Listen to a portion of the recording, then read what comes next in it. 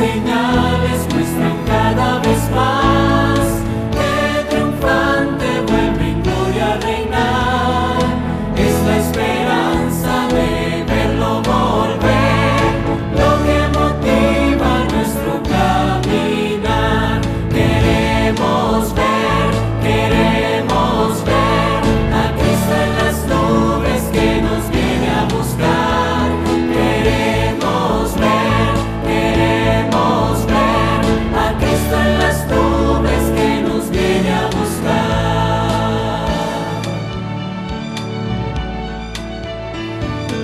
Este es el tiempo de la juventud, tiempo de ir a Él al pie de su cruz. Los que quedamos levantemos la voz y proclamemos que vuelve el Salvador.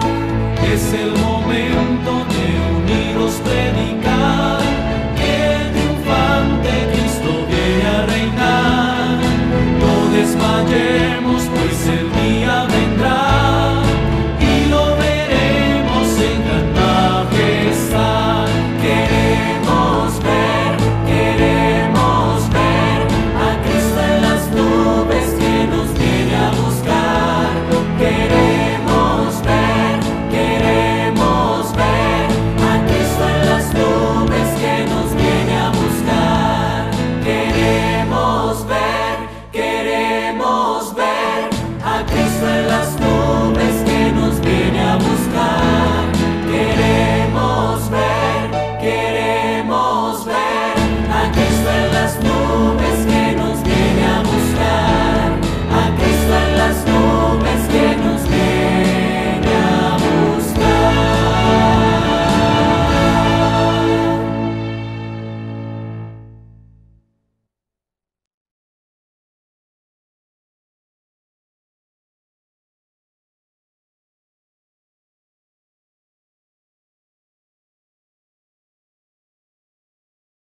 Una cordial y sincera bienvenida a este siguiente tema, en el cual concluiremos el tema anterior, en el cual hablamos acerca del término la ley.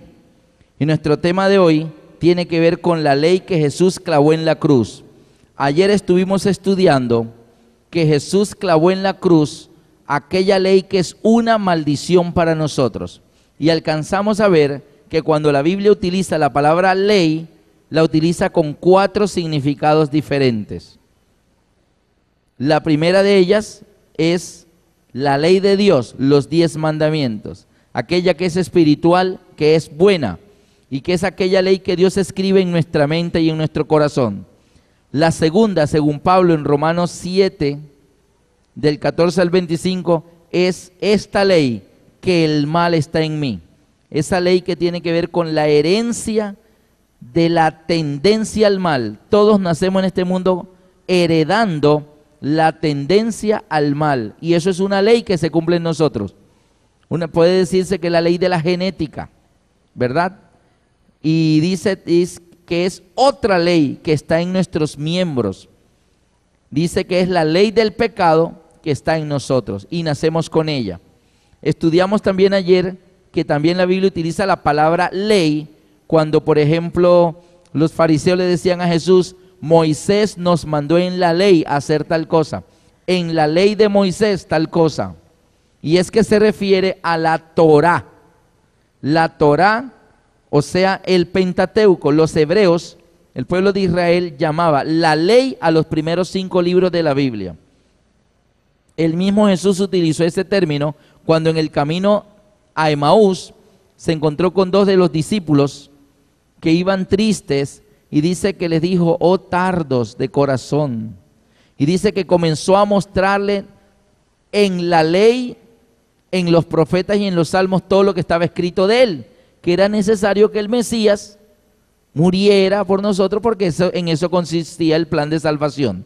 3 términos llamados ley, ¿verdad? Vimos, por ejemplo, ayer también que en Gálatas nos habla de aquel texto que nos dice: porque yo por la ley soy muerto para la ley. O sea que una ley que nos hace pecar, inmediatamente quedamos muertos para la otra ley, porque al infringirla la paga el pecado es es la muerte. Hoy vamos a ver el cuarto término ley. Hoy vamos a ver el cuarto. Nos hace falta uno. Y yo quisiera que veamos varios textos. El libro de Hebreos, en el capítulo 8, versículo 4. Y vamos a ver que también la Biblia utiliza la palabra ley para un cuarto significado. Estos cuatro significados, una vez los tengamos bien claros, podremos leer los pasajes de la Biblia donde dice la ley y usted inmediatamente debe hacer un alto y decir, ¿cuál de ellas? ¿La primera? ¿La tendencia al pecado, la ley de Dios? ¿O la Torá? O sea, se está refiriendo a lo que está escrito por Moisés en la ley. Es más, ayer en esa parte de la ley de Moisés hay un texto que no les alcancé a mostrar y yo quiero que leamos Deuteronomio 31, 24 al 26 antes de leer Hebreos. Deuteronomio 31, 24 al 26. Dice Deuteronomio 31, 24 al 26. Y cuando acabó Moisés de escribir las palabras de esta ley, me refiero a la tercera, la Torá, la ley de Moisés. Nunca la Biblia llama a los 10 mandamientos la ley de Moisés, nunca. La ley de Dios, los 10 mandamientos son la ley de Dios. ¿A qué llamaban la ley de Moisés? Dice, y cuando acabó Moisés de escribir las palabras de esta ley en un libro hasta concluirse, dio órdenes Moisés a los levitas que llevaban el arca del pacto de Jehová diciendo, tomad este libro de la ley y ponedlo al lado del arca del pacto de Jehová vuestro Dios y esté allí por testigo contra ti. Hay varias diferencias entre la ley de Moisés, la Torá y la ley de Dios, la primera. Dice que esta ley fue escrita por Moisés. La ley de Dios fue escrita ¿por quién? Por Dios con su propio dedo. Moisés escribió en un libro. ¿En qué fue escrita los 10 mandamientos? En tablas de piedra. Y dice aquí que Moisés dio órdenes y dijo en el versículo 26, tomad este libro de la ley y ponerlo al lado del arca del pacto de Jehová. Esos 5 libros, Génesis, Éxodo, Levítico, Número, Deuteronomio, esos 5 rollos fueron puestos al lado del arca, la ley que escribió Moisés. Y la ley de Dios, los 10 mandamientos fueron puestos ¿dónde? Dentro del arca, ¿ok? Así que dentro del arca, la ley de Dios, escrita por Dios con el dedo de Dios en tablas de piedra. Fuera del arca, en libros, en rollos, la ley que llaman la ley de Moisés, ¿verdad? Y que fue escrita por Moisés en libros. Es diferente. Y básicamente estos 5 libros hablaban de la historia del mundo, la creación, desde el Génesis. Todo eso fue escrito por Moisés, luego la historia del pueblo de Israel y luego todas las ordenanzas que Dios había dado a su pueblo para que las pusieran en práctica, para que su estilo de vida fuera una vida diferente a los pueblos paganos de la antigüedad, donde habían principios de vida, principios higiénicos, principios de salud, principios de alimentación, principios de negocios, principios para la guerra, principios de toda clase, de todas las distintas áreas, sobre el matrimonio, sobre la pareja, sobre la, ¿verdad? Todos esos principios para que el pueblo viviera en el desierto con un código de conducta. Entonces allí Dios le ordenó a Moisés y le instruyó para que los escribiera. Esos son diferentes a la ley de Dios. ¿Está bien? Ahora bien, ahora sí vamos a ver la cuarta ley. Ahora sí, Hebreos 8, versículo 4. Hebreos 8, 4. Dice así, así que si estuviese sobre la tierra. ¿Cómo así? Vamos a entenderlo desde el versículo 1. Hebreos 8, 1 dice, ahora bien, el punto principal de lo que venimos diciendo, Pablo le dice al pueblo de Israel, el resumen de lo que les venimos diciendo es que tenemos tal sumo sacerdote, el cual se sentó a la diestra del trono de la majestad en los cielos, ministro del santuario y de aquel verdadero tabernáculo que levantó el Señor y no el hombre. Es decir, había un santuario terrenal y el santuario celestial. Y Pablo les dice, hebreos, pueblo de Israel, pueblo de Dios, mire, en resumen, Mira, tenemos un sumo sacerdote, no el que entra a presentarse en el arca que representa el trono de Dios, en el cual está la gloria, la Shekinah, que representa la presencia de Dios. No, nuestro sumo sacerdote entró directamente en los cielos a presentarse directamente ante el trono de Dios, no ante un arca que representa el trono de Dios, literalmente ante el trono de Dios, no ante la Shekinah, que era una luz que representaba la presencia de Dios. Él está directamente en la presencia de Dios, no en medio de querubines de oro. Él está delante de querubines que están junto al trono de Dios, que son verdaderos, son vivos. Le está diciendo, señores, ya no más lo simbólico, ahora estamos en lo real.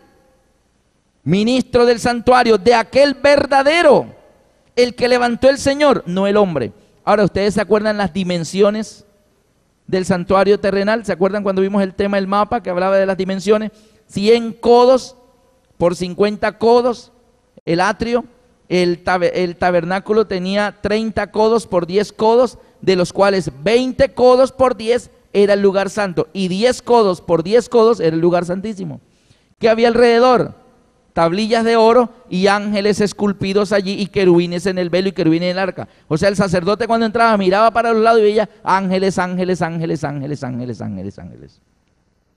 Cristo entra en el cielo, regresa desde el monte de los olivos, viene como el cordero que fue inmolado, que dio la vida por nosotros y que derrotó a Satanás y a la muerte. Y entra al verdadero santuario y él mira para un lado, ángeles, ángeles, ángeles, ángeles. Pero ¿cuántos ángeles vio? Miríadas, millares y millones de ángeles. Miraba para el otro lado, miríadas, millares y millones de ángeles. Miraba hacia el frente, miríadas, millares y millones de querubines. ¿De qué tamaño es el santuario celestial? Mira lo que dice Hebreos. Hebreos, capítulo 9, versículo... Hebreos 9, versículo 10, el 11. Hebreos 9, 11 dice, pero estando ya presente Cristo, sumo sacerdote de los bienes venideros, por el más amplio y más perfecto tabernáculo. ¿Qué tan amplio tiene que ser el tabernáculo celestial o el santuario celestial, donde allí están todas las huestes angélicas alrededor del trono de Dios? ¿De qué tamaño será ese lugar? Por eso Pablo lo dice, por el más amplio y más perfecto tabernáculo, no hecho de manos, es decir, no de esta creación, no está hecho dentro de las cosas de la tierra, es celestial. Y él entró allá no por sangre de machos cabríos, ni de becerros, sino por su propia sangre, entró una vez para siempre en el lugar santísimo, habiendo obtenido eterna redención. Es decir, el sacerdote entraba a presentarse ante la presencia de Dios con una sangre que era de otro, de un cordero que había muerto allá afuera en el altar de sacrificio. Pero Cristo entra al santuario celestial en medio de las huestes angélicas, pero no a mostrar la sangre de otro, sino que su propia sangre. Por eso la alabanza es al que está sentado en el trono y al Cordero sea la honra, la alabanza, la gloria, la fortaleza por los siglos de los siglos. Así que lo que vamos a ver es que hay unos símbolos, que era el santuario terrenal, pero que eso representaba lo que existe en la realidad en el santuario celestial y lo que Cristo haría en su vida real. ¿Está bien? Eso es el tema del santuario, porque ya estamos en los últimos temas y es necesario que entendamos por qué había un santuario. Así que mira esto, volviendo a Hebreos 8, ¿verdad? Entonces dice que ahora bien, el punto principal de lo que venimos diciendo es que tenemos tal sumo sacerdote, el que se presentó en el cielo mismo ante la presencia de Dios, versículo 2, ministro del santuario de aquel verdadero tabernáculo que levantó el Señor y no el hombre, versículo 3 y 4, porque todo sumo sacerdote, los de la tierra, ¿no?, está constituido para presentar ofrendas y sacrificios, por lo cual no es necesario que también éste tenga algo que ofrecer. Así que si Cristo estuviese sobre la tierra, ni siquiera sería sacerdote, habiendo aún sacerdotes, porque los hebreos no aceptaban la abolición del santuario terrenal de su templo de Jerusalén y se negaban a aceptar el ministerio de aquel que ellos habían gritado, crucifícale, crucifícale, y ahora era su sacerdote en el santuario celestial. Así que si estuviese sobre la tierra, ni siquiera sería sacerdote. Si Cristo vino a la tierra, Anás y Caifás lo dejarían ser sacerdote. No, antes lo mataron porque tenían celos de él. Así que si estuviese sobre la tierra, ni siquiera sería sacerdote. Habiendo aún sacerdotes, Pablo está hablando del tiempo presente de su época, habiendo aún sacerdotes que presentan las ofrendas según la ley. Dice aquí que los sacerdotes presentaban ofrendas según la ley. ¿Cuál de estas tres leyes ordenaba traer ofrendas al santuario? ¿Los 10 mandamientos? ¿Alguno de los 10 mandamientos dice debes matar un cordero? Ninguno de los 10 mandamientos. La segunda ley, que el mal está en mí. La tendencia al pecado, ¿esa ley nos manda a sacrificar corderos? Tampoco. La Torá, los 5 primeros libros de la Biblia. Ahí estaban contenidas las ordenanzas de Dios en Éxodo y en Levítico acerca del plan de salvación.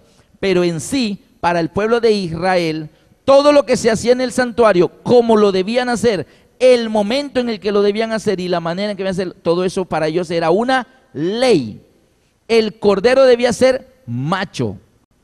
Ley, no que tengo una hembra. No, está violando la ley, debe ser macho. Debe ser de 1 año y debe ser sin defecto. Por ley debían sacrificarlo, ¿qué día? ¿Se les olvidó? El día 14 del mes primero. No, yo no pude porque ese día estaba ocupado, lo voy a sacrificar el 19. Violó la ley. Era ley, tenían que hacerlo el día exacto y de la manera que Dios lo ordenaba. Perdón. Ahora bien, dice que traen ofrendas según la ley. Mire lo que dice Hebreos 10:8. Hebreos 10:8. Diciendo primero, sacrificio y ofrenda y holocausto y expiaciones por el pecado no quisiste, ni te agradaron, las cuales cosas se ofrecen según la ley. Y la Biblia viene hablando en Hebreos de que había que ofrecer o traer ofrendas y ofrecer sacrificios, y dice que eso debían hacerlo según la ley. La pregunta es, ¿cuál ley? Era la ley que a través de la presentar las ofrendas y todas las cosas, que debían hacerlo según la ley. Por ejemplo, en Hebreos 9:22, que nos dice, y casi todo es purificado según la ley con sangre, y sin derramamiento de sangre no se hace remisión. ¿Se acuerdan el pecador que venía con los pecados? Y cómo, si él estaba contaminado con los pecados, cómo era purificado de que el pecado ya no estuviera más contaminándolo en él, poniéndolo sobre él, cordero. Entonces ya él quedaba sin el pecado. Ahora el cordero es el que está cargando el pecado. Y como el cordero cargaba el pecado, el cordero se moría. ¿Y cómo quedaba él purificado? Con el derramamiento de la sangre de ese cordero cargando su pecado. Por eso dice, y casi todo es purificado según la ley con sangre. Así que todo lo del santuario, todo el sistema ceremonial del santuario, eso para el pueblo de Israel era una ley. Si alguien no sacrificaba o no hacía eso, violaba la ley. Pero es una ley diferente a las anteriores. Ahora miremos el problema que enfrentó el apóstol Pablo. Vamos a leer cómo era el proceso de transición entre lo que estaba en el santuario terrenal y que ya eso no debía seguirse cumpliendo para dar paso al santuario celestial. Dios, cuando Adán y Eva pecaron, ellos debían morir. ¿Se acuerdan del primer tema, salvación por sustitución? El día que de él comieres ciertamente morirás, Adán y Eva. Hoy comieron, hoy se mueren. No, no queremos morir, Señor. Bueno, hay una manera que no se mueran. ¿Ustedes aceptan que otro inocente que no ha hecho nada malo muera en lugar de ustedes? Bueno, está bien. Bueno, voy a mandar a mi hijo. Mi hijo va a venir a la tierra y él se va a hacer matar por ustedes. O sea, para que ustedes no tengan que morir, él muere en lugar de ustedes. Pero él no va a venir ni mañana ni pasado mañana, se va a demorar un poquito en venir. Mientras ese día llega en que mi hijo va a venir a morir a este mundo por todos ustedes, ustedes los que crean en esa salvación que mi hijo va a hacer por ustedes, me lo van a demostrar a través de hechos. O sea, ustedes van a tomar un símbolo que representa a mi hijo, y ese símbolo es el cordero. Yo escojo el cordero para que lo represente, tomen. Así que cada vez que ustedes pequen, para que no mueran, debe morir un cordero. ¿Se dan cuenta? Y ese cordero no es el que los va a salvar a ustedes, él solo es el símbolo del verdadero Salvador, que Él va a venir a morir por todos ustedes, que es mi Hijo. ¿Está bien? Entonces, mientras Él llega, corderitos. Cuando mi Hijo llegue y Él muera por ustedes, ya no más cordero. ¿Está claro? Y Adán y Eva dijeron, está bien, ya entendimos. Pero pasaron siglos y siglos y siglos y siglos, y el pueblo de Israel se encariñó tanto con ese templo tan bonito. Ay, mira qué piedras, qué edificios, que cuando el verdadero Cordero de Dios murió en la cruz, ellos no querían soltar el templo de Jerusalén, querían seguir apegados a los rituales y a los símbolos, cuando ya la realidad estaba allí. En pocas palabras, el santuario era como la fotografía, mientras el que iba a venir llegaba. No sé si les ha pasado, pero los enamorados hablan con las fotos. Los enamorados hablan con las fotografías, tan lindo, y se la ponen aquí, junto a mi corazón. Y lo miran todos los días, hola mi amor, ¿cómo necesitas? Y está loco, está hablando con una fotografía. No, lo que pasa es que la novia no está lejos. Y entonces habla con la fotografía. Hasta que un día la novia llega a visitarlo. ¿Y él qué? ¿Sigue hablando con la fotografía? Se olvida de ella. Hola mi amor. Y ahí sí está la persona que está en la fotografía. Pero se imaginan a alguien que llegó la novia a visitarlo y él, ¿qué? ¿Usted qué quiere? Hola mi amor, mire esta. Pero yo soy tu novia. No, mi novia es ella. Pero esa soy yo. No. Y se queda con la fotografía y desprecia a la novia. El pueblo de Israel tuvo la fotografía del Salvador. Corderos, corderos, corderos, corderos. Llegó el Salvador. Yo soy. Tú no. Y siguieron con los corderos. Y negaron al Salvador. A los suyos vino, mas los suyos no le recibieron. Se quedaron con la foto. Y se aferraron a su santuario y a su templo. Qué piedras, qué edificios. Y era el momento de dejar los símbolos para comenzar a estar en las realidades. ¿Qué dice Hebreos? En el capítulo 10. Bueno, vamos a leer desde el 9. Mire bien, Hebreos 9, versículo 1 al 10.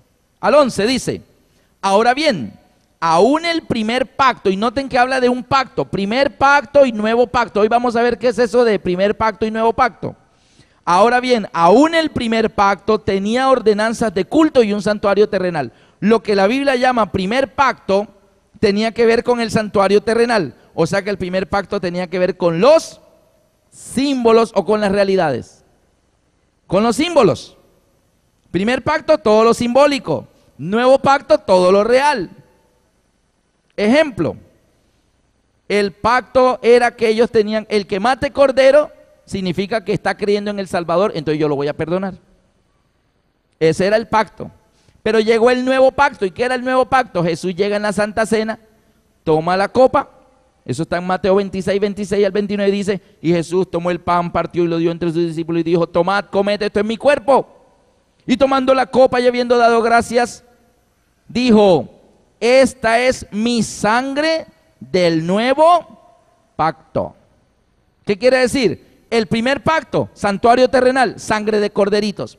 Nuevo pacto, santuario celestial, realidades, sangre del verdadero cordero, Cristo Jesús.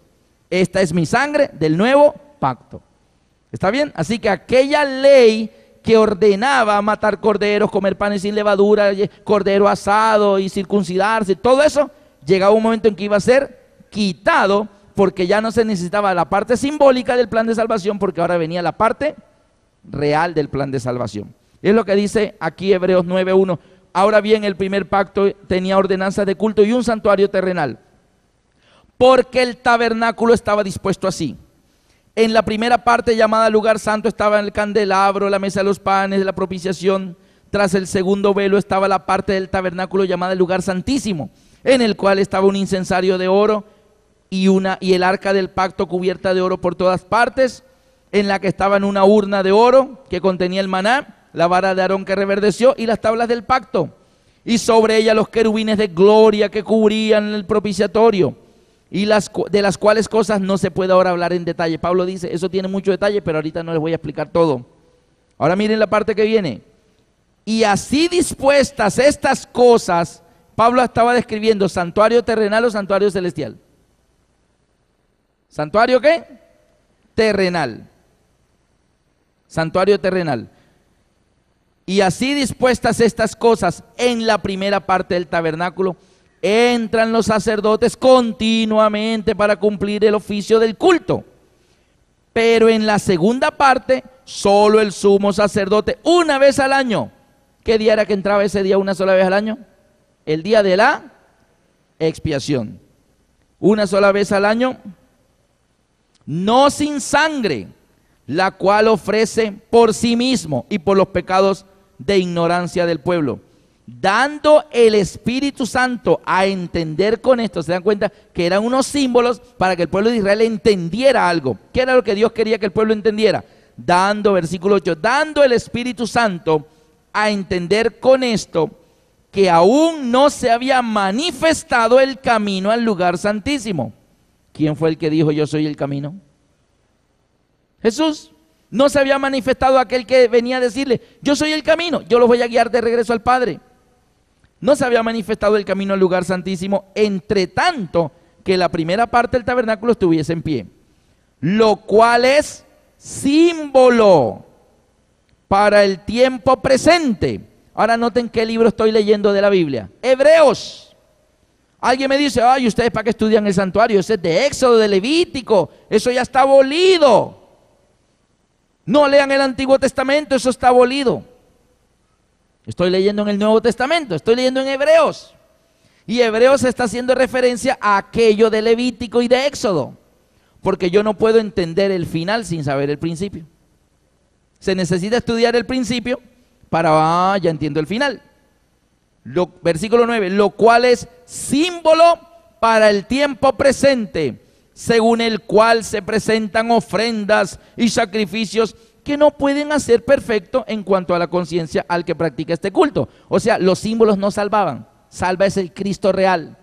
Pero mientras Él llegaba, Dios aceptaba los símbolos. Dice, ya que consiste solo en comidas y bebidas. Grábense esto un momentito. Todos esos símbolos consistían ¿en qué? En comidas y bebidas. En las fiestas solemnes tenían que comer el cordero asado, hierbas amargas, panes sin levadura. ¿Ah? O sea, tenían que practicar la fiesta solemne comiendo cosas. Y de esa manera estaban aceptando ese Salvador que iba a venir.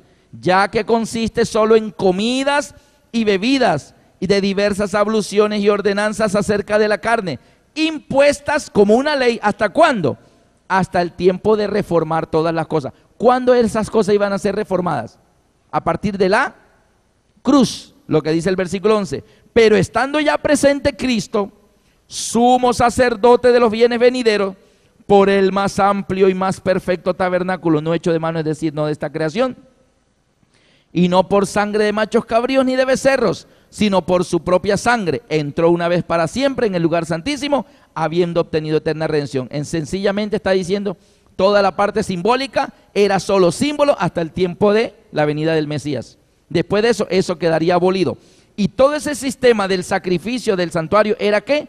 Era una ley para el pueblo, tenían que cumplirlo al pie de la letra. Ahora miremos aquí, en el momento en que Adán pecó, cuando Adán pecó, ¿verdad? Hasta el tiempo de Cristo hay 4000 años. Y del tiempo de Cristo hasta hoy hay 2000 y algo de años. Ahora bien, ¿cómo somos salvos nosotros? Porque aceptamos a Cristo, Él es el Salvador, Él derramó su sangre por mí, todas esas cosas. ¿Y en qué creían los que vivían antes de que Jesús viniera? ¿Ellos en qué podían creer si no había evangelios? No, el Salvador no había muerto. Entonces, ¿ellos en qué? ¿Cómo eran salvos? Dios le dio a ellos un sistema de símbolos. Un sistema de símbolos. Entonces, todo eso, que tomarán el cordero, que lo pondrán en el altar, que pondrán las manos, que le confesarán los pecados, que el cordero morirá. Y todo eso era una serie de ¿qué? Símbolos. Y todos esos símbolos era como el primer pacto, ya que consiste solo en comidas, bebidas, porque todo eso simbolizaba algo. ¿Se acuerdan de la levadura? Comían panes sin levadura. ¿Qué representan los panes sin levadura? Que el Señor quiere que nosotros seamos sin levadura, sin malicia, sin maldad, sin la doctrina de los fariseos, los saduceos, sin creencias falsas, sin las mercaderías de Babilonia. A propósito, ¿cómo va lo de la levadura en la casa? ¿Ya barrieron? ¿Ya sacaron la levadura? Porque el Señor dice, no se hallará levadura en tu casa ni en tu territorio. ¿Ya revisaron la última gaveta?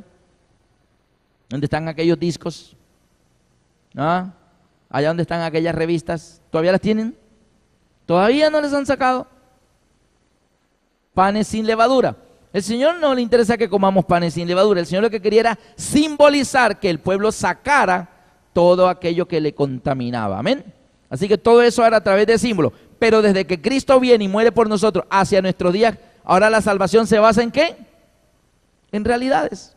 Ya no es un cordero muriendo en el altar de holocaustos. Ahora es Cristo muriendo en el Calvario. Ya no es sangre de cordero simbólico. Ahora este es mi sangre del nuevo pacto.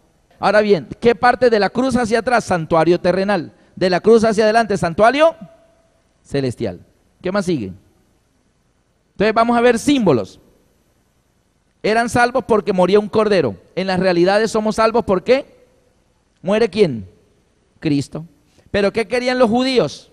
El pueblo de Israel de los tiempos de Pablo, aquellos cristianos que se bautizaron en Pentecostés, que eran judíos de diversas nacionalidades. O sea, judíos pero que vivían en el extranjero. Y se bautizaron y muchos judíos se entregaron a Jesús en la época apostólica. Pero ellos aceptaron que Cristo era el Salvador, que realmente era el Hijo de Dios porque había resucitado y todo, pero ellos tenían una pequeña confusión. Ellos decían, listo, Cristo es el Salvador, Él es el Hijo de Dios, lo acepto como mi Salvador. Y se bautizaban y ahora eran de la iglesia cristiana. Pero el día 14 del mes primero salían corriendo a sacrificar cordero. O sea, estaban viviendo las realidades, pero tenían un pie todavía ¿dónde? En los símbolos. Y ellos no habían entendido que ya no tenían que hacer más eso. Creían en Jesús, aceptaban la salvación de Cristo y hasta se habían bautizado. Pero luego venía el día de los panes sin levadura y a comer 7 días panes sin levadura. O sea, seguían practicando los símbolos, aunque ya estaban bajo las realidades. Por ejemplo,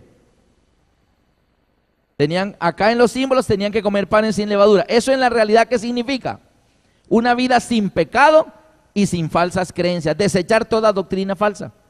Pero ellos, aunque habían desechado la fornicación, la adoración de los ídolos, y habían desechado todo eso, pero el día 15, el día 21 del mes primero, panes sin levadura.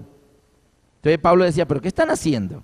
Oh, hay que guardar la ley, Pablo, hay que guardar la ley, porque si no guardo la ley me pierdo. ¿A cuál ley se estaban refiriendo? ¿A los 10 mandamientos? No, a la última, a la ley ceremonial del santuario, porque todos los judíos tenían eso bien claro, que tenían que cumplir todos los rituales como una ley. Y el que no lo cumpliera, dice en Levítico y Deuteronomio, será cortado de su pueblo. ¿Se acuerda que lo leímos en la fiesta solemne? Entonces ellos no habían entendido esa parte de que ya eso había quedado atrás.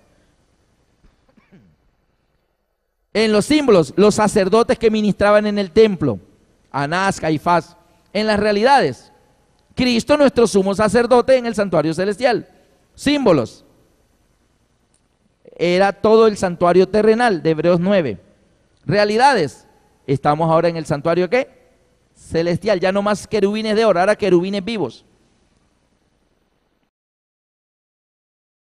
Todo este sistema de símbolos es lo que se llamaba el primer pacto.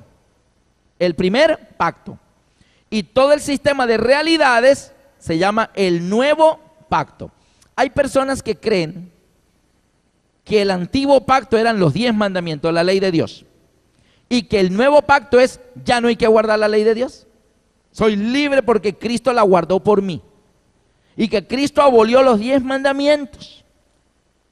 Miren eso, que el primer pacto era la obediencia a los 10 mandamientos. Y que el nuevo pacto es, ya no hay que guardar los 10 mandamientos porque ahora somos salvos, no por la ley, sino por gracia. Y hay textos bíblicos que hablan de eso. Y dice, porque ya no estás bajo la ley, sino bajo la gracia. La cuestión es que ellos toman, cuando dice no estás bajo la ley, ellos asumen que esa ley es los 10 mandamientos.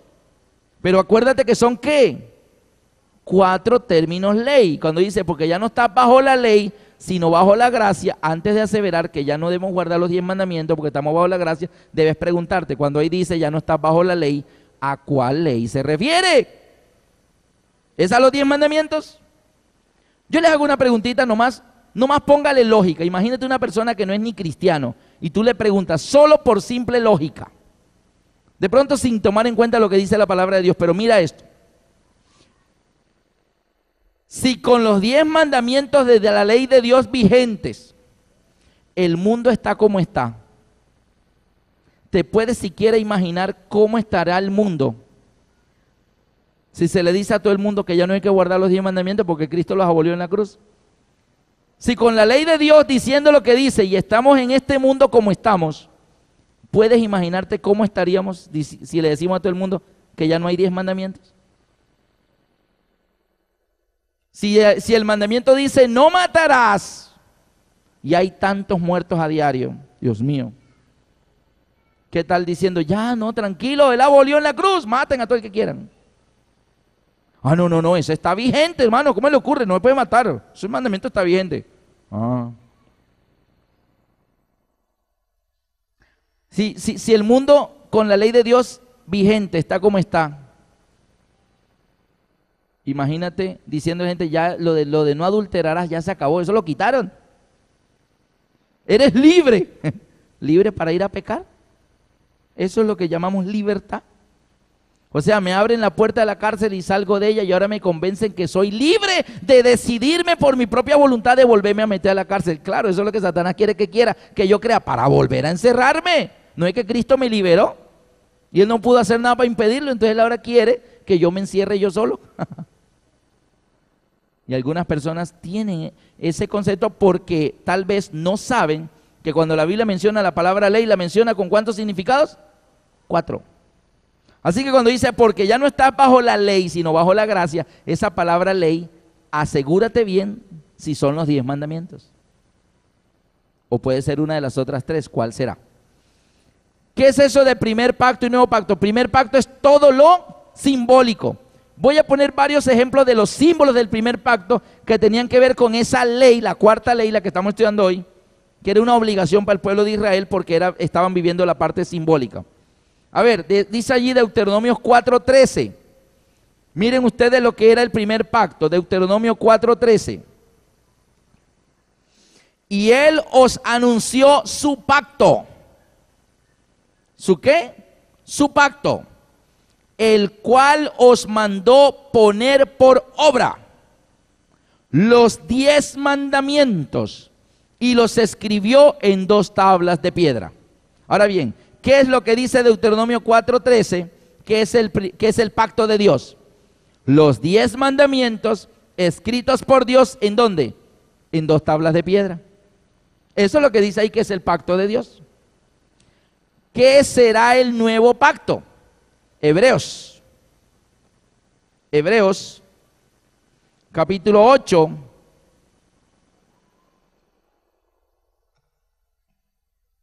Hebreos 8, versículo 8 al 10.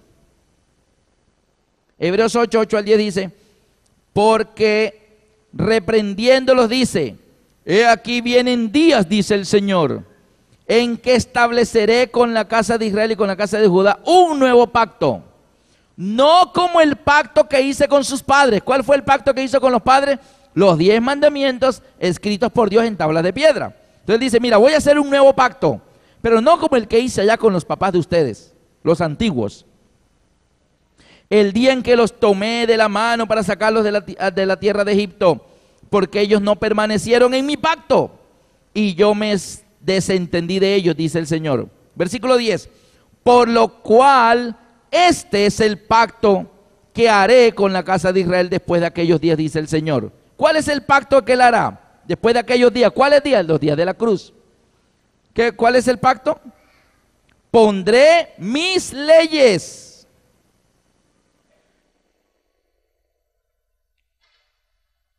en la mente de ellos, y sobre su corazón los escribiré, y seré a ellos por Dios, y ellos me serán a mí por pueblo.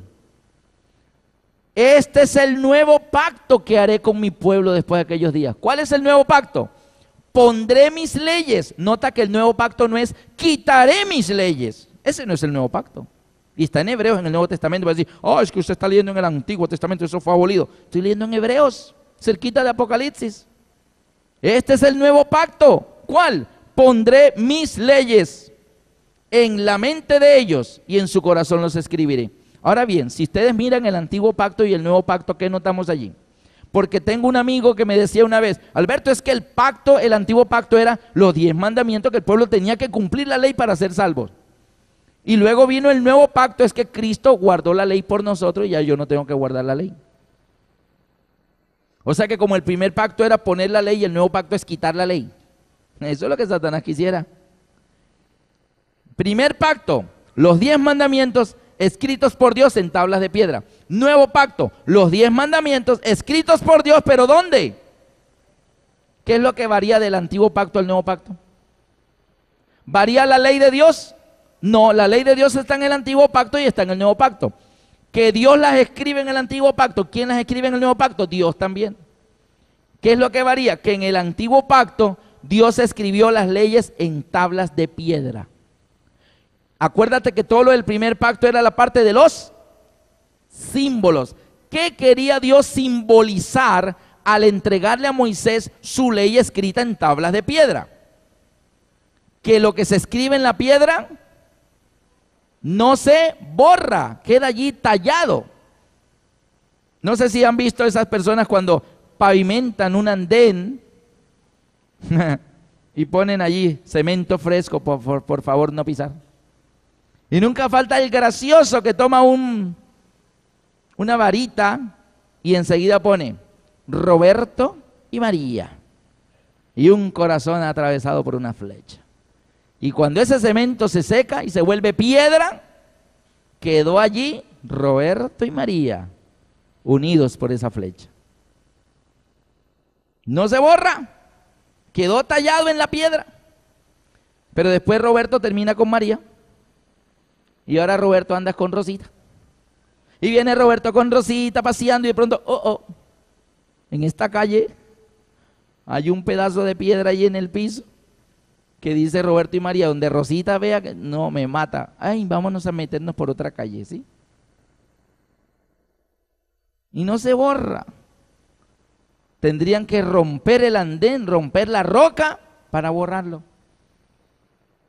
Así que Dios, al entregar sus 10 mandamientos escritos por Dios en tablas de piedra, Dios está entregando un símbolo. Yo quiero que mi ley no se borre. ¿Dónde comenzó el problema del pecado? En el cielo. ¿En quién comenzó? En Lucifer. ¿Y qué fue lo que él hizo allá?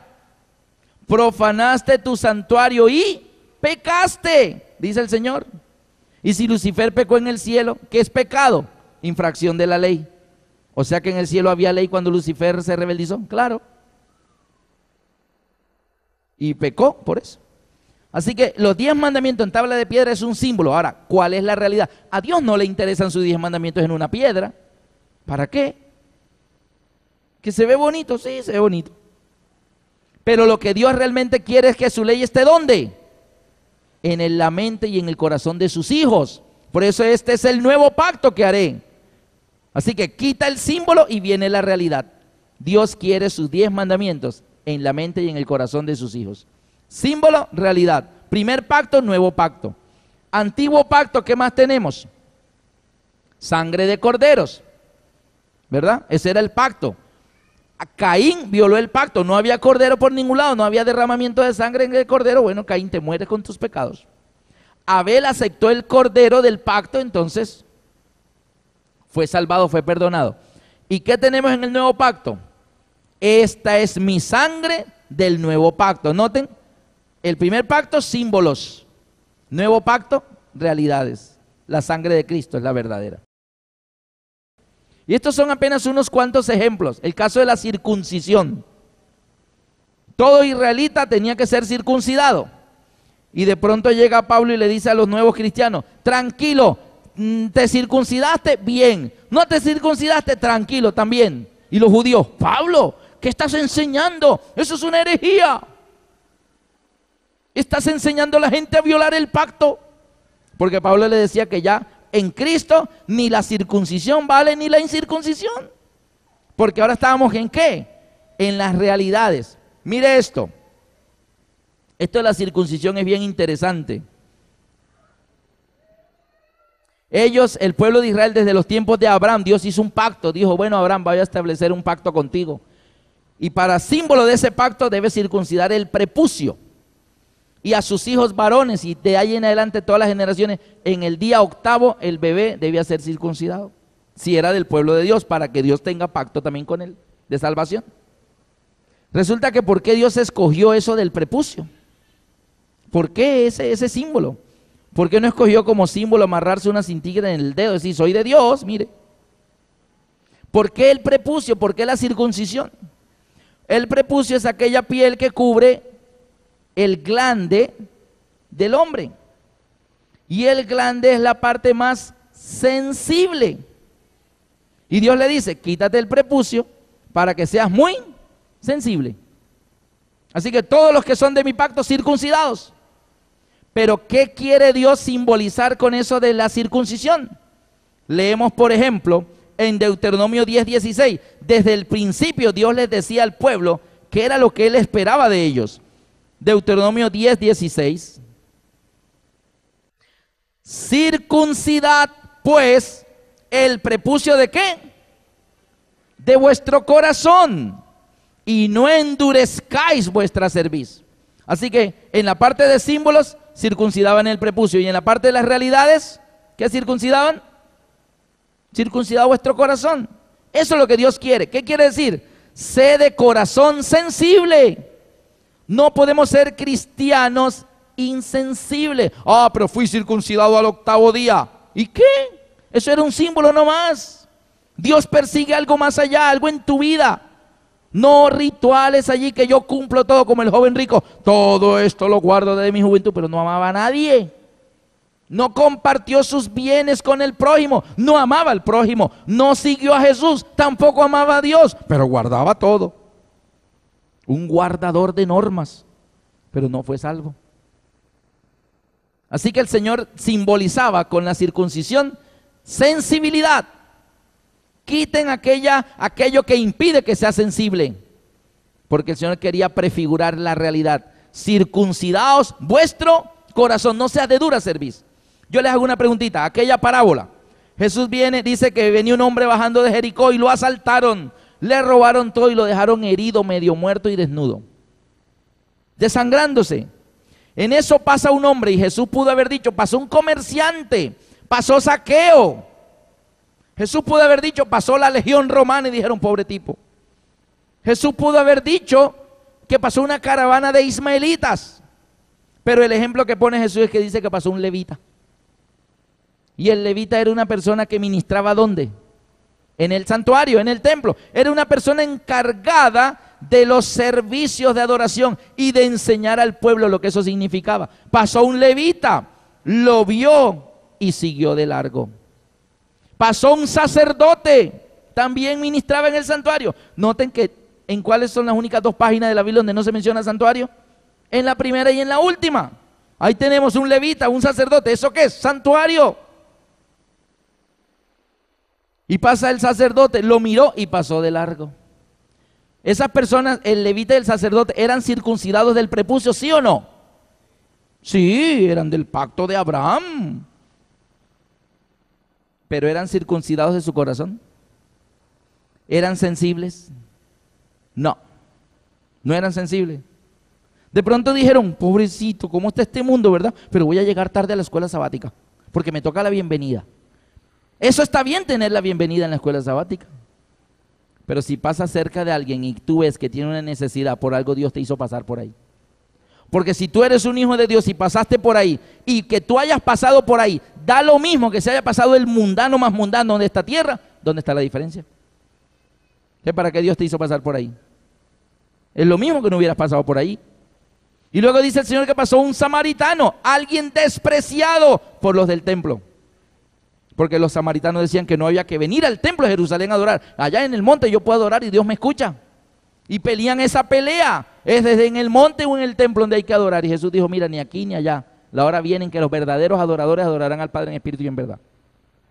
Entonces, pasa el samaritano, lo miró, se acercó y fue movido a misericordia. Se bajó del asno, se agachó, lo levantó, lo limpió, curó sus heridas, lo vendó, se quitó algunas cosas para poderle cubrir allí. lo subió en su cabalgadura y él siguió a pie, llevando en el asno, que el asno podía llevarlo a él, llevaba era el herido. Y él fue a pie, y quién sabe para dónde iba, pero llegó al mesón. Quizás se desvió de su camino y de sus diligencias, pero fue al mesón. Y le dijo al mesonero, mira, por favor, cuídalo, cuídalo. Cuídalo bien. Y aquí te voy a dejar dinero, por si tienes que gastar en el cuidado de este hombre. Aquí tienes dinero. Si gastas de más, no te preocupes. Cuando yo regrese te lo pagaré todo. Y el hombre siguió su camino. Este hombre era circuncidado, el samaritano estará circuncidado en el prepucio o en el corazón. No sabemos si era circuncidado del prepucio, no tengo ni idea. Si era circuncidado de su prepucio, no sabemos. Pero una cosa que sí tengo bien clara es que era circuncidado ¿dónde? En su corazón. Así que, queridos amigos, la cuarta ley es todo ese sistema de símbolos que era a través del santuario. Era una ley, dice, ofrendas que se ofrecen según la ley. Eso era una ley para el pueblo de Israel. Pero que cuando viene Cristo, ¿qué hizo él? Todo ese sistema, cuando el velo del templo se rasgó en dos de arriba abajo, quiere decir el Señor, no más santuario terrenal, no más panes sin levadura, no más corderitos, no más sacerdotes, no más día de la expiación en la tierra, ahora el día de la expiación va a ser allá, no más circuncisión, no más cordero asado, no más hierbas amargas, no más Pascua. Resulta que parte del santuario también consistía en ¿qué? En unas fiestas solemnes. ¿Se acuerdan las fiestas que vimos en el itinerario de Dios? ¿Cuál fue la primera fiesta? La Pascua. ¿Qué día celebraban la Pascua? El día 14 del mes primero. ¿Qué día escogían el cordero? El día 10. ¿Se acuerdan cuando vimos en la fiesta solemne que el cordero moría el día 14 entre las 2 tardes, pero que el día 15 era el día de los panes sin levadura? Y que debían comer panes sin levadura, ¿cuántos días? 7 días. 7 días debían comer panes sin levadura. Y que de esos 7 días que iban del día 15, vamos a anotarlo, pastor, allí. El pueblo de Israel tenía los días de la semana, primer día, segundo día, tercer día, cuarto día, quinto día, sexto día, días de trabajo. 6 días trabajarás y harás toda tu obra, más el séptimo día es sábado para Jehová tu Dios. Entonces ahí tenemos el día 4, el día 11, el día 18, el día 25, eran Shabbat y debían guardarlo. ¿Según qué ley? ¿Según qué ley debían guardar el Shabbat? La ley de Dios, o sea, de las 4 que anotamos ahorita, ¿cuál de ellas? La primera. Así que esos días que están en rojo son de la primera ley. ¿Está bien? Pero además de eso, habían otros días Shabbat que el pueblo guardaba, que tenían que ver con el santuario. Entonces tenemos que el día 14 era el día de la Pascua. El día 15 comenzaba la fiesta de los panes sin levadura. Día 16, día 17, día 18, día 19, día 20 y día 21. Del día 15 al día 21, 7 días debían comer panes sin levadura. Eso ya lo vimos en el itinerario de Dios. Ahora bien, el Señor le decía al pueblo de Israel, el primer día de los panes sin levadura será día de reposo. Ningún trabajo de siervo haréis. O sea que era un ¿qué? Era un Shabbat también. Así que ellos trabajaban el domingo 12, el domingo 13, el lunes 13, el martes 14 celebraban la Pascua, mataban el cordero. Y el día miércoles 15 no trabajaban. Era día de descanso, no había preescolar, no había universidad, no había colegio, no había droguería, no había panadería, no había nada. Era un Shabbat de reposo. Pero no era de la ley de los 10 mandamientos. ¿De qué ley era ese? De la ley ceremonial, o sea, de las 4, ¿de cuál? De la cuarta, de la última. ¿Qué otro día también tenían? Dice que el primer día y el día último de los panes sin levadura. El primero y el séptimo día de los panes sin levadura. El día 15 y el día 21 debían ser ¿qué? De reposo. Así que el pueblo de Israel esa semana guardaba el día 15, el día 18, el día 21 y el día 25. Eran 4 días de Shabbat. En ese mes habían 4 y 2, 6 Shabbat en ese mes. Pero de los 6 Shabbat, ¿cuántos eran de la ley de Dios de los 10 mandamientos? 4. ¿Y cuántos eran de la ley ceremonial del santuario? 2. Ahora, cuando Cristo muere en la cruz y todo el sistema simbólico del santuario quedó abolido, ¿qué pasó con estos días Shabbat? ¿Ah? Quedaron abolidos. Entonces, ya no más guardar el primer día los panes sin levadura, ni guardar más el día 15 del día 21 los panes sin levadura. Quedaron que abolidos. ahí viene la confusión cuando un cristiano te muestra Colosenses. Colosenses 2, Colosenses 2:16, ¿qué dice? Por tanto nadie os juzgue en comida o en bebida. ¿Ustedes se acuerdan de lo que dice Hebreos del santuario? Lo cual era símbolo de las cosas a venir, ya que consistía solo en ¿qué? En comidas y bebidas. Debían comer el cordero asado, panes sin levadura, hierbas amargas, todo eso, para cumplir la ley del santuario. Entonces Pablo le dice a los colosenses, nadie os juzgue en comida, bebida, ni lunas nuevas, ni días de fiesta, ni días de sábados.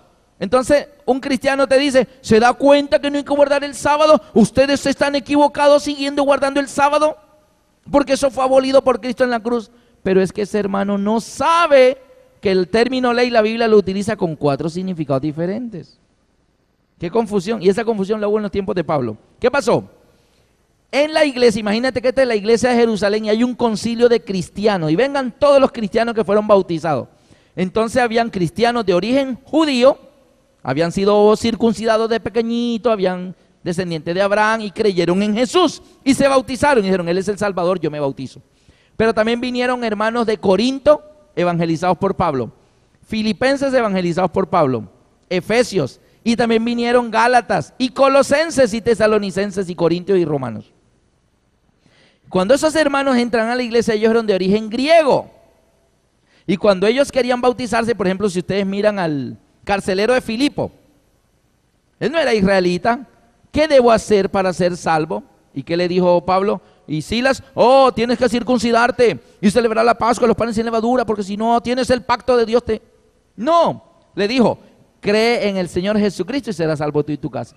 Eso es todo, eso es todo. Eso no, ¿me puedo bautizar ya? Bautícese ya. ¿Se acuerdan del etíope? Un extranjero.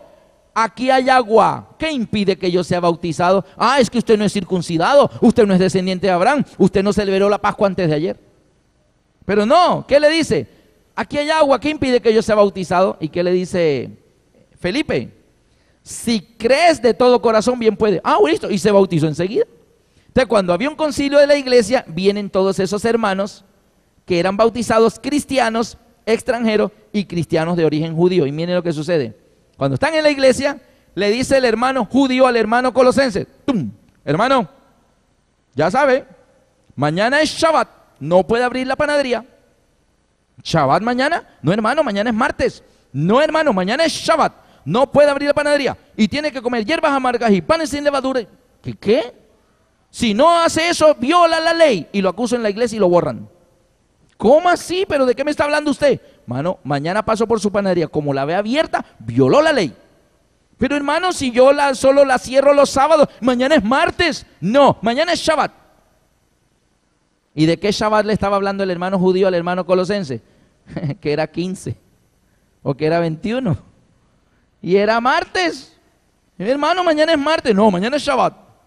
Entonces el hermano colosense sale todo preocupado y busca a Pablo.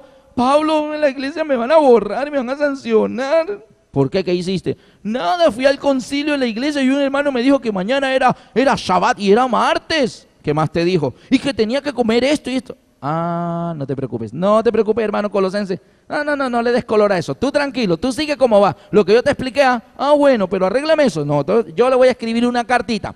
Y llega el apóstol Pablo a los colosenses y le dice a los colosenses, hermanos colosenses, no se preocupen por lo que le dicen los judíos. Nadie los juzgue en comida. Eso de hierbas amargas, panes sin levadura, cordero asado, tranquilos, no tienen que comer nada de eso, ya no. Los símbolos cayeron, estamos en las realidades.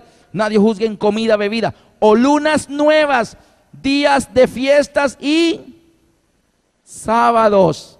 Estos sábados, no aquellos. Y el hermano colosense dijo, bueno, Pablo, menos mal. Sí, no te preocupes, cuando te digan algo tú no le pongas cuidado. Pero los hermanos judíos estaban equivocados. Eran judíos cristianos de la iglesia cristiana apostólica. Entonces Pablo tuvo que verse, así como le escribió a los colosenses, ¿a quiénes tuvo que escribir también? A los hebreos. Y decirle, hermanos hebreos, ¿qué les está pasando? El punto principal de lo que venimos diciendo es que tenemos tal sumo sacerdote. Señores hebreos, ya no más símbolos, estamos en la realidad. Y le escribió una de las epístolas más largas para aclararle a los hermanos hebreos que eran cristianos bautizados que no obligaran a los hermanos cristianos que eran de origen extranjero, que se tenían que circuncidar y todas esas cosas. Eso ya no. Entonces, ¿sabe de qué acusaron a Pablo? En Jerusalén, y ese fue uno de los problemas que se ganó Pablo. Busquen conmigo Hechos 21, 17. Hechos 21, 17 al 26. Mire lo que le pasó a Pablo. Pablo llega a Jerusalén de sus predicaciones en el extranjero y dice: cuando llegamos a Jerusalén, los hermanos nos recibieron con gozo. ¿En dónde? Jerusalén, los hebreos. Y al día siguiente Pablo entró con nosotros a ver a Jacobo. Y se hallaban reunidos todos los ancianos, a los cuales, después de haberles saludado, les contó una por una las cosas que Dios había hecho entre los gentiles por su ministerio. Cuando ellos lo oyeron, glorificaron a Dios y le dijeron: ya ves, hermano, cuántos millares de judíos hay que han creído y todos son celosos por la ley. ¿Qué le están diciendo los dirigentes de la iglesia? Oye, Pablo, ¿cuántos se han unido a la iglesia? Judíos y celosos por la ley. ¿De cuál ley le estaba hablando ahí? ¿Eran celosos de cuál ley? La cuarta. Todos los rituales, ellos eran bien celosos de guardar los panes sin levadura, las hierbas amargas, el Pentecostés, el día de la expiación. Ellos guardaban toda esa, pero eso guardaban esa, y sin embargo se estaban bautizando creyendo en Cristo. Ahora mira lo que dice, versículo 21. Pero se les ha informado en cuanto a ti, que enseñas a todos los judíos que están entre los gentiles a apostatar de Moisés. ¿Por qué hablaban esos rumores respecto a Pablo? Oye, ¿sabes que Pablo por allá lo oí predicando y ¿sabe qué le dijo? Que no había que circuncidarse. ¿Que qué? Y que no había que comer hierbas amargas y que no había que celebrar la Pascua. ¿Cómo? Está enseñando que apostaten de la enseñanza de Moisés. Y Pablo lo que le estaba diciendo es: señores, los símbolos ya no más, ahora las realidades. ¿Está claro eso? Que le enseñaba a apostatar de Moisés, diciéndoles que no circunciden a sus hijos, ni observen las costumbres. ¿Qué hay pues? La multitud se reunirá de cierto, porque oirán que has venido. Haz pues esto que te decimos: hay entre nosotros 4 hombres que tienen obligación de cumplir un voto. Tómalos contigo, purifícate con ellos y paga sus gastos, para que se rasuren la cabeza y todos comprendan que no hay nada de lo que se les informó acerca de ti, sino que también andas ordenadamente guardando la ley. ¿Cuál ley? ¿Se dan cuenta? Hombre, Pablo, listo ya, pero haz que estás cumpliendo el voto y haz el ritual de rasurarte la cabeza, eso, para que todos vean que tú andas ordenadamente conforme a la ley. ¿Pero cuál ley? No los 10 mandamientos, la ley ritual. Para que los judíos se calmaran, porque estaban ofendidísimos, porque Pablo andaba predicando que ya no había que matar cordero, ni que había que celebrar días, ni guardar sábados ceremoniales. Pero en cuanto a los gentiles que han creído, nosotros los hemos escrito determinando que no guarden nada de esto, solamente que se abstengan de ahogado y de fornicación. Entonces Pablo tomó consigo. Ahora miren el versículo 27. Pero cuando estaban para cumplirse los 7 días del voto, unos judíos de Asia, al verle en el templo, alborotaron a toda la multitud y le echaron mano dando voces diciendo: varones israelitas, versículo 28, ayudad, este es el hombre que por todas partes enseña a todos contra el pueblo, la ley y este lugar. ¿Cuál lugar? El templo. Ahora bien, en Gálatas la discusión era, y Pablo les dice, porque los que creen que se van a salvar por las obras de la ley no van a ser salvos. Porque era que los judíos creían que ellos iban a ser salvos si mataban corderos, si se circuncidaban, si comían los panes sin levaduras, si comían hierbas amargas. Ellos creían que así se iban a salvar. Entonces Pablo les escribe en Gálatas, que fueron los primeros versículos que leí ayer, sabiendo que el hombre no es justificado por las obras de la ley. No está hablando de los 10 mandamientos. El hombre no es justificado por guardar todo lo del santuario, sino por la fe de Jesucristo. O sea, no por símbolos, sino por realidades. También nosotros hemos creído en Jesucristo para ser justificados por la fe en Cristo y no por las obras de la ley, porque por cuanto por las obras de la ley nadie será justificado. O sea, a ti no te va a justificar que te circuncidaste, que yo soy circuncidado el 8º día, que yo guardo los panes sin levadura, que yo mate cordero, que yo... Eso no te va a salvar. Te va a salvar es si Cristo muere por ti y tú lo aceptas como tu Salvador.